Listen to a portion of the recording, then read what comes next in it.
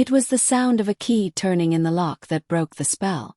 The rhythm of breathing beside her, the tangle of sweat-dampened sheets, the dizzy haze of guilt and adrenaline.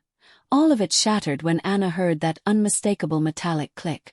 For a second, her heart forgot how to beat. "David," she whispered, voice trembling. But the man beside her, not David, didn't move. He was still half asleep, oblivious. The door opened. And then everything that had ever been safe in her life, her marriage, her home, her identity, came crashing down with one quiet gasp from the hallway. David froze in the doorway, the grocery bag slipping from his hand and hitting the floor with a dull thud. Apples rolled across the hardwood. For a moment, he didn't say anything. He just stood there, staring at the scene in front of him. His wife of 8 years, the woman he'd promised forever to, lying tangled in sheets with another man. Anna felt her throat close. "David, don't," he said quietly. His voice wasn't loud. It didn't need to be. The calmness in it was worse than if he'd shouted. She grabbed the blanket and pulled it over her chest, trembling. "I can explain, please." David stepped closer. His face looked pale, hollowed out. "Explain what, Anna?" "That I left work early to surprise you. That I wanted to cook dinner together like we used to." His voice cracked. "Explain that to me." The man in the bed, Chris, sat up suddenly, realizing the horror of what was happening. "Look, man, I didn't." "Shut up," David snapped. The sudden fury in his tone made Chris freeze. David's eyes locked back on Anna. "You couldn't even wait until I was out of town again, could you?" Anna tried to stand, words tumbling out of her like broken glass. "It was a mistake, I didn't mean for this to happen." David gave a bitter laugh. "A mistake. People spill coffee, Anna. People misplace their keys. They don't accidentally end up in someone else's bed." He turned and walked out of the room before she could say another word. Anna sat there shaking, every nerve in her body screaming. Chris muttered something. An apology maybe, but she didn't hear it. She could only hear the echo of David's voice, cold and final. Within minutes, the front door slammed shut. And with that sound, Anna knew she had destroyed everything that had ever truly loved her. David didn't remember driving. One minute he was standing in the doorway, and the next he was sitting in his car, gripping the steering wheel so tightly his knuckles turned white. The pain came in waves. Disbelief first, then fury, then something deeper, heavier. Grief. He'd always thought betrayal was something that happened to other people. The kind of thing whispered about in bars or dramatized in movies. He never imagined it would happen here. In the house he'd worked overtime to pay for, in the bed he'd built with his own hands when they couldn't afford new furniture. He looked down at his hands, still trembling. 8 years, he whispered to no one. 8 years for this. He didn't cry. Not then. He just sat there until the world went quiet around him, until the numbness took over. That night, Anna called him 21 times. He didn't answer once. By morning, she showed up at his friend Ethan's apartment, where David was staying. Her eyes were red, her face pale. Ethan opened the door. "She's here," he said softly. David sighed. "Let her in." Anna stepped inside, clutching a tissue. "David, please. I can't let it end like this."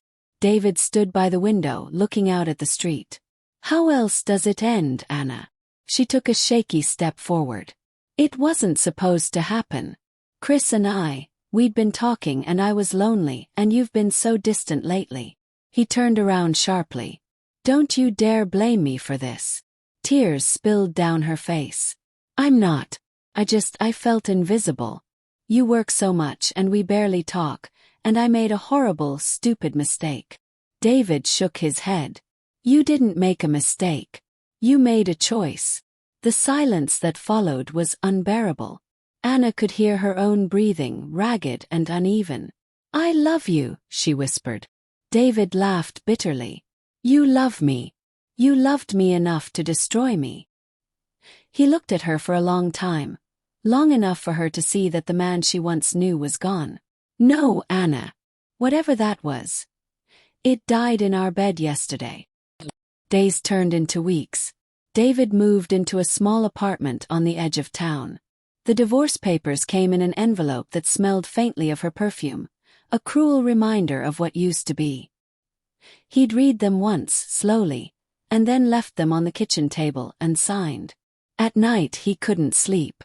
Every time he closed his eyes he saw her face, the shock, the fear, the shame. And yet, despite everything, a part of him still missed her. That was the cruelest part. Betrayal didn't erase love immediately. It just poisoned it, slowly and silently. Anna, meanwhile, was unraveling. The affair with Chris ended within days. He was young, reckless, and terrified of confrontation. When David showed up that night, Chris vanished, blocked her number, quit the gym where they met, and disappeared from her life. Now she sat in the empty house, surrounded by silence. The bed that once felt like a refuge now felt like a grave. She tried to call David again, but he never answered. Every message she left became a confession, a plea, a memory. Do you remember our trip to Seattle? The rain, the coffee shop with the broken heater. I don't know why I did what I did. I can't forgive myself. Please just let me see you. One last time. But there was never a reply. One rainy evening, nearly 2 months later, David finally showed up at the house. Anna opened the door, heart pounding. You came. I came for my things, he said flatly. She nodded, stepping aside. He walked in, taking in the familiar rooms, the photos, the furniture, the faint scent of her lavender candles. Everything looked the same but felt irreversibly changed. As he packed, Anna hovered in the doorway, her voice trembling. I don't expect forgiveness. I just need you to know I hate myself for what I did. David zipped the suitcase shut. You should. The words cut, but she didn't argue. He turned to leave, then hesitated. You know what hurts the most. Anna looked up, tears filling her eyes. What? That you looked happy with him, he said softly. For a second before you saw me, you looked happy. And I'll never be able to unsee that. She broke down, sobbing. I wasn't happy, David. I was lost. And now I've lost everything. He stood there for a long time, watching the woman he once would have done anything for. Then he whispered, No, Anna. You didn't lose everything. You threw it away. And with that he walked out. 6 months later, David's life began to take shape again. He went back to running in the mornings, something he'd given up years ago. He reconnected with old friends. For the first time in years, his apartment felt like his space. Quiet but peaceful. Sometimes, on lonely nights, he still thought about her. But the memories hurt less now. They felt like scars instead of open wounds. Anna, meanwhile, sold the house. She moved into a small apartment across town, taking a job at a bookstore. Her days were quiet, repetitive. She avoided mirrors, avoided dating apps, avoided anything that reminded her of what she'd lost.